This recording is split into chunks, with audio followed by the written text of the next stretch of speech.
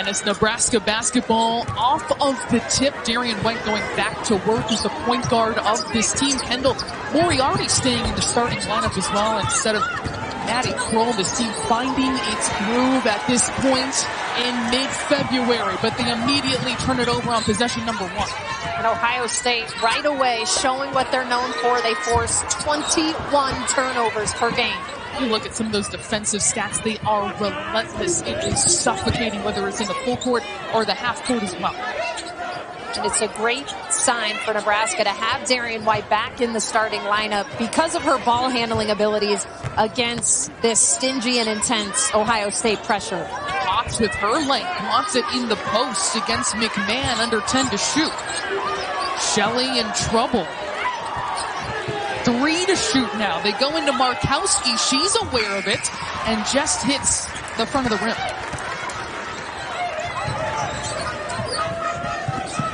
Both teams also playing at a quick speed as well. Here's Sheldon. Her first look, that just rims out.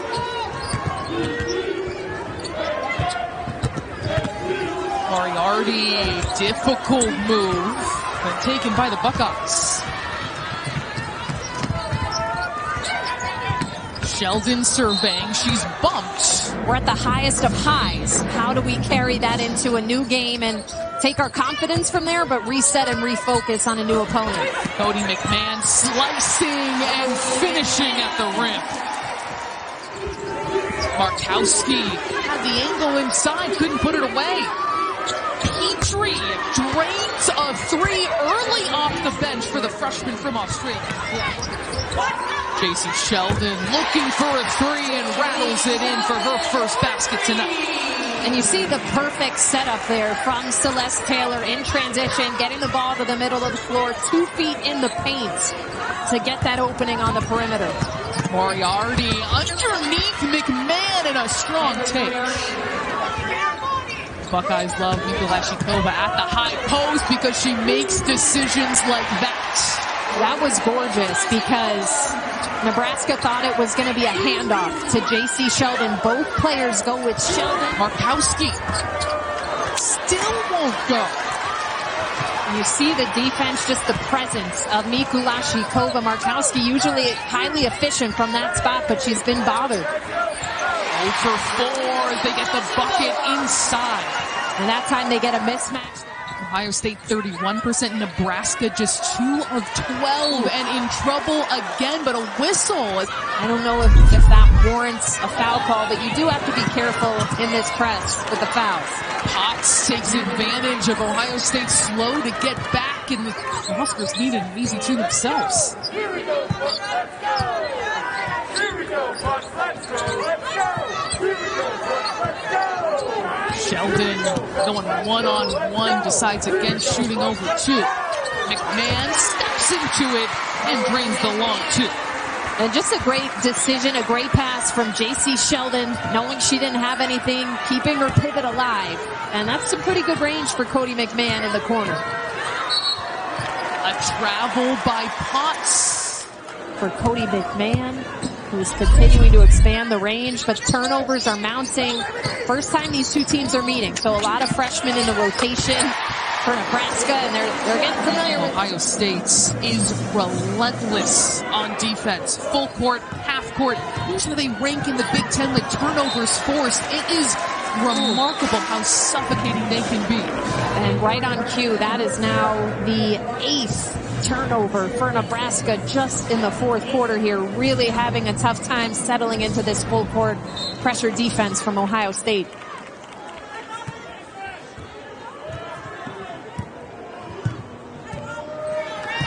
Now 10 seconds between shot and game clock. Here's the close of the first quarter. They go into McMahon, and she is fouled. How easily she can get downhill, and then that time you see her use her strength for a post-up. Indeed, on Missley, her first. She's versatile. I mean, what she doesn't have in height in terms of being a little bit undersized, 6'1", she makes up for in her strength, as you can see without us having to detail it too much. Shot clock is off for Nebraska. Shooting 23% a quarter. You don't want to turn the page on.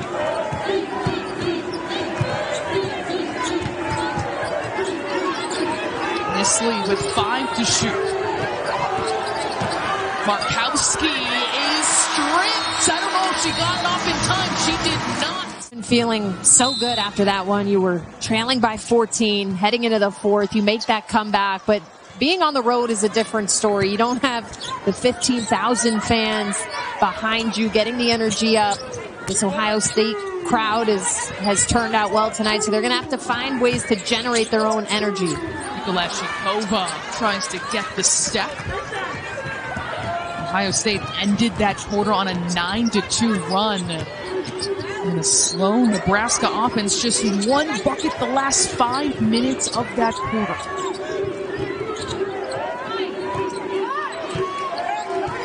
10 on the clock for Shelley.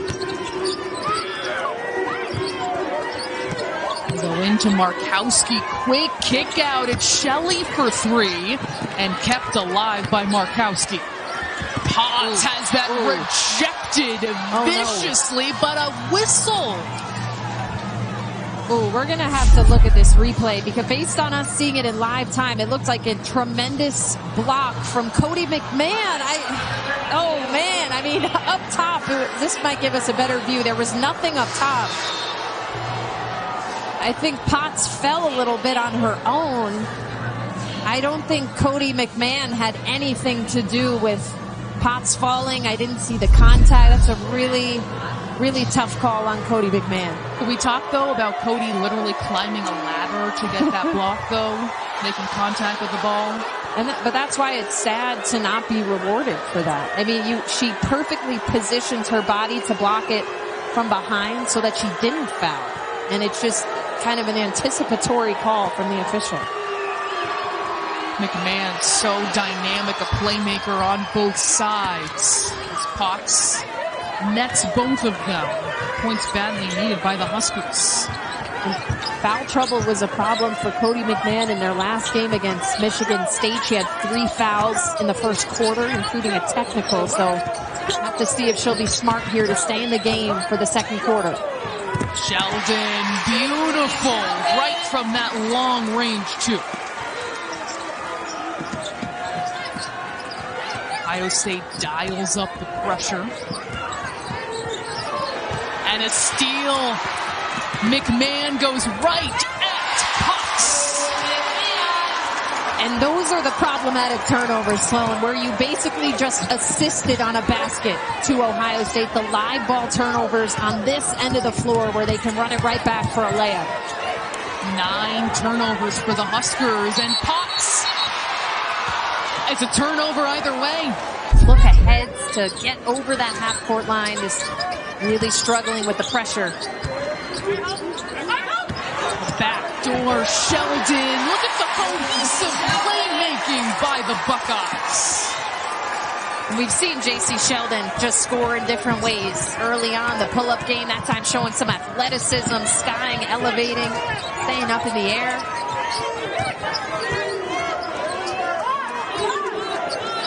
Maddie Cole into the game for the Huskers. As Potts takes Theory off the dribble, just throws it up, and 1 and done. Yeah, this is a tough defense where you can't just kind of go in lackadaisically. You have to be intentional in what you're doing. You have to go up strong on every attempt. McMahon, so hard to stop with that spin. How is Cotie McMahon a sophomore? That's just a grown woman move. Talk about being intentional. One dribble spin. She knew exactly where she wanted to go. You can tell how locked in she is right now in this game. Coming off a game where you mentioned she was limited by foul trouble. She looks hungry. Markowski answers right back off glass. And I think Nebraska needs to continue playing through Markowski. And part of its loan is just getting the ball over half court, right? Not turning it over. But if they can clean up those turnovers, they have to play through her in the post. Jacy Sheldon showing off her athleticism, holding in the air. Bring up Markowski. Sometimes she's not touching the ball till 10 seconds on, or rather 3 seconds on the shot clock. Potts there, going to work underneath with the reverse. And that was a stronger take than versus Iowa, versus Indiana, have clearly cemented themselves as the top team in this league right now. Celeste Taylor big part of why her offense has really been coming together. Almost earns the turnover, but another whistle on the Buckeyes. And just three offensive rebounds in this contest so far. Deep in the corner is Kroll, and they needed that. Certainly needed that. But again, it's going to be so important for them to get stops on this end, because the hardest part for them right now is getting the ball over half court against the press. So if Ohio State doesn't score, they can't get into the press. That is the easier said than done equation, but exactly how it works. 10 to shoot for Sheldon. Look at it to Harris, and this crowd ignited with this turnaround in the second quarter. Into Markowski, who takes a bump. Roll off target. McMahon whipping it across the court. Sheldon drains it. My jaw is dropped over here. Shelley being blanketed by Taylor. Gets it in the corner, and she's got the three. Her first bucket tonight. McMahon dumping it into Parks, leaving it short. One more chance, and she's got it.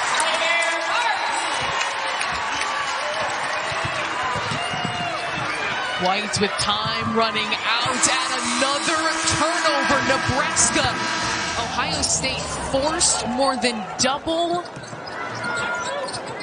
in turnovers the buckets they allowed. 7 versus 15.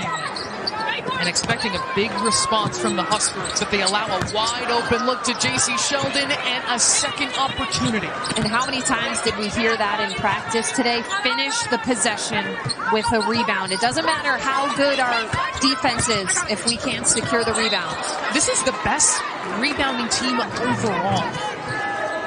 And now we're going to see the adjustments, if there are some coming for Nebraska. Better start getting it over half court.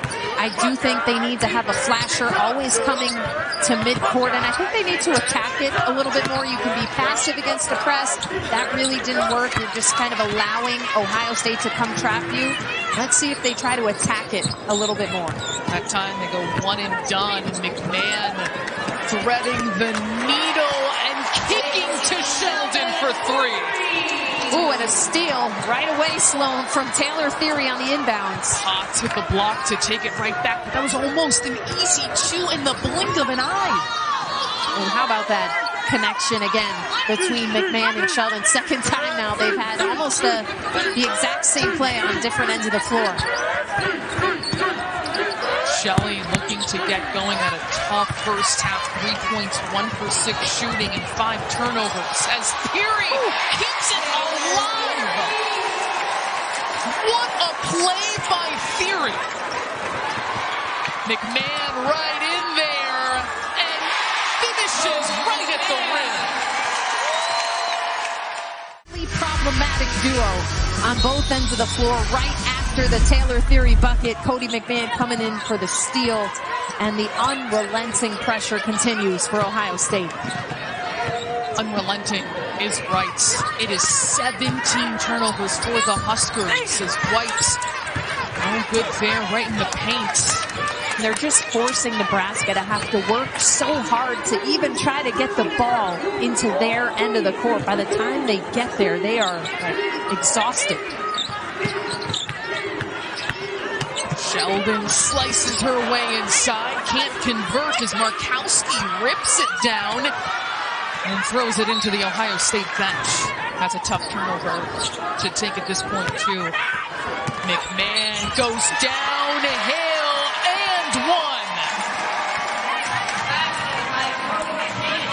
Cotie McMahon, you got to watch out when she is coming your way. Just a bit of a miscommunication. Alexis Markowski puts her back to Cotie McMahon, and then nobody's there to step up and help in time. Cotie McMahon, one of the best downhill drivers in the country. You have to have somebody, and in the offensive rebound for Jacy Sheldon. She turns it over. At all times, no matter what she's doing. She's in the press. She's attacking the glass. She's driving. There she is again.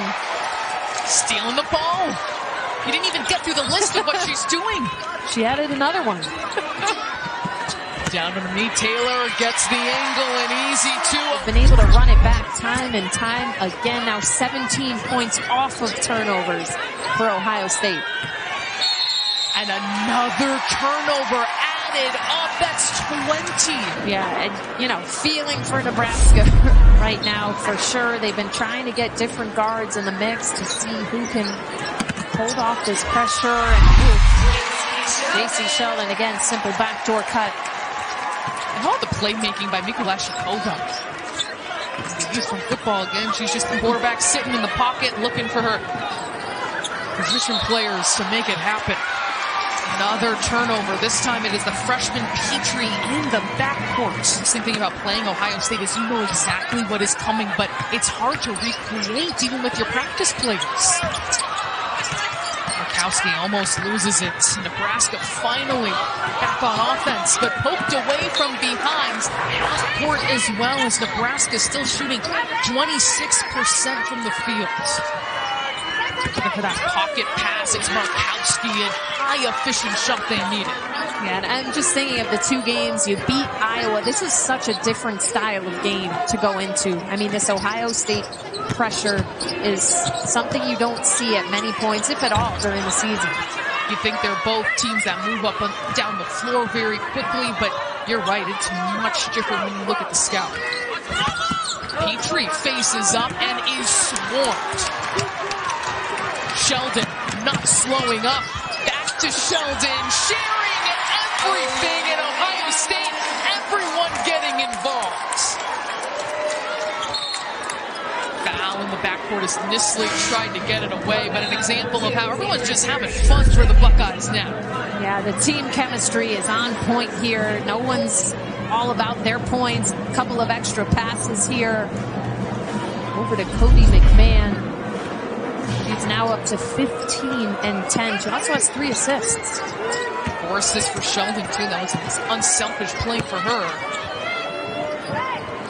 And that's what I think they can do more of, is kind of skip over that front line of the press, but you have to come and meet the pass. Hey, able to get to the rim, and a strong finish on the opposite side.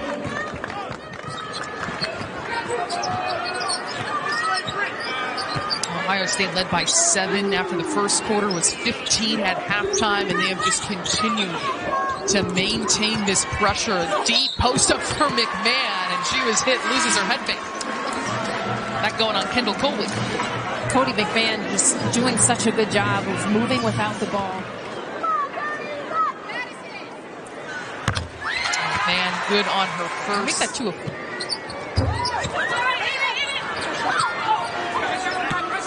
Off the miss, more pressure by the Buckeyes. Hake, Nisley trying to push it over, and another violation.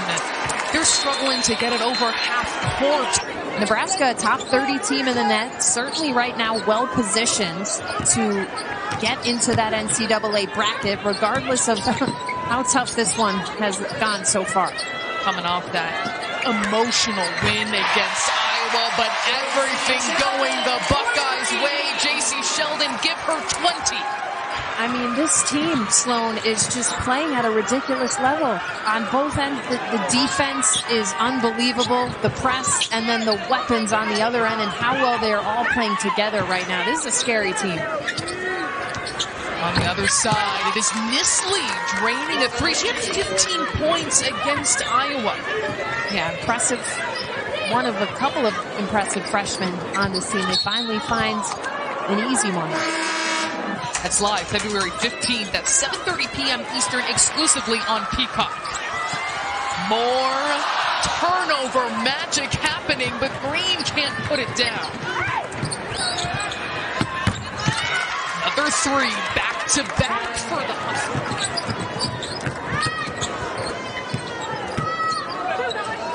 Good ball movement. It is Harris. That didn't touch a thing on its way. Taylor Taylor Mikesell, a huge loss because of her three-point shooting, but added Celeste Taylor, and the players from last year have gotten better. Jacy Sheldon fully healthy this year. Parks forcing it up and in.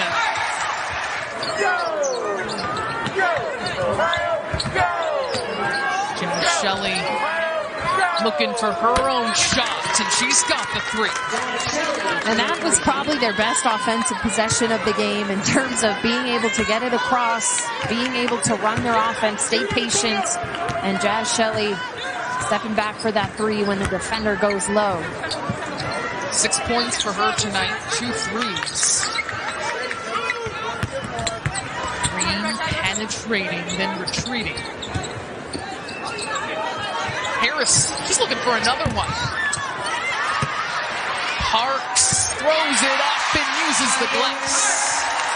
And that's not going to make A.B. Williams happy on the sideline. If we heard it one time, we heard it 37 times in shoot-around today. Finish the possession with a rebound.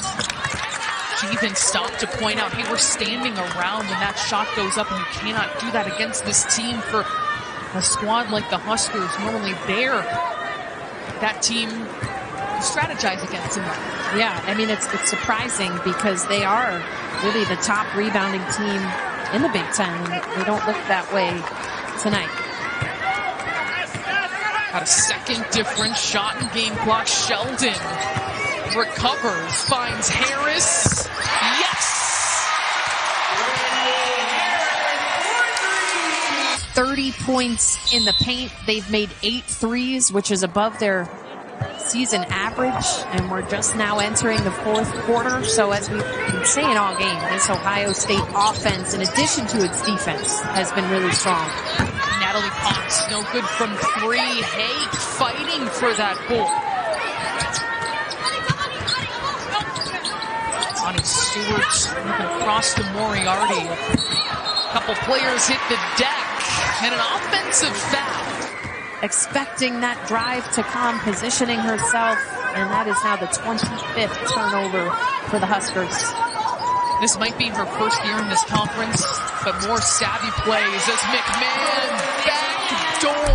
She's wanted a couple fouls. She's wanted a couple N1s. But she plays through contact so frequently. As you look at her double-double, 18 and 10. You could make a case that she's a player that maybe doesn't get the calls because of how physical she looks. Like, refs are like, oh, you should make that even though you got hit. Yeah, she can definitely be a challenge in that way, both offensively and defensively. Sheldon, quick trigger, and that is good. 23 points for Jacy Sheldon. 6 rebounds, 6 assists. Good 3 on the other side for Alexis Markowski. That's an area she's trying to get more comfortable with. She hit a couple of big threes in the upset against Iowa just the other day. I hit 2 of them in Big Ten play. I think 40%. It's Ohio State.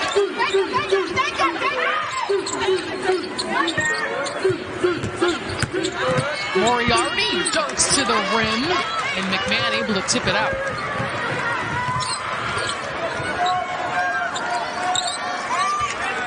Harris could run the points.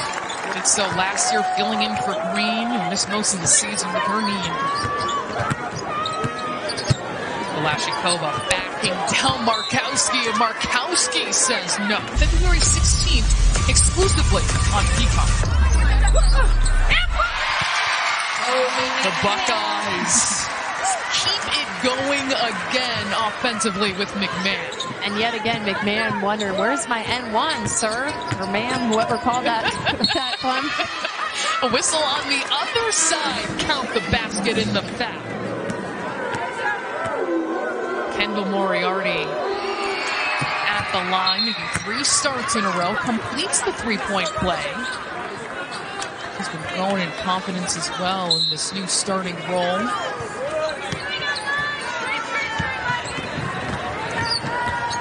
Green beating everyone up the floor. A big smile on her face.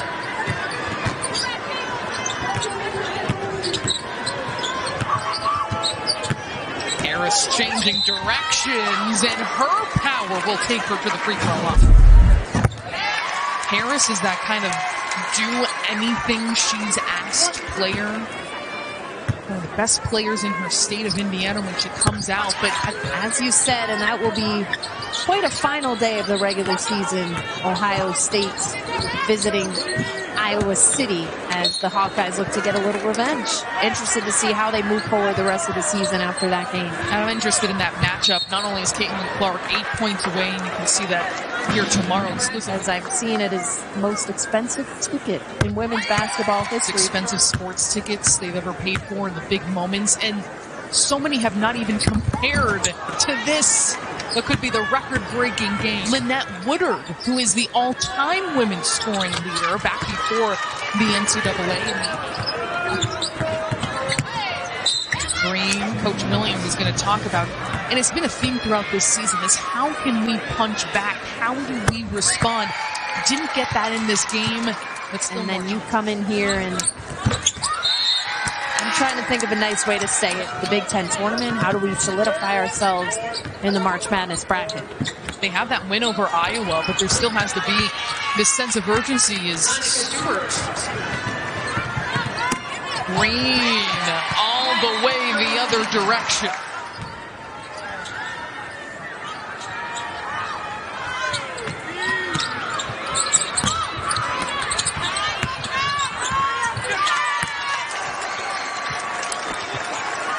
Now 3 seconds differentiating shot and game clock for the Buckeyes.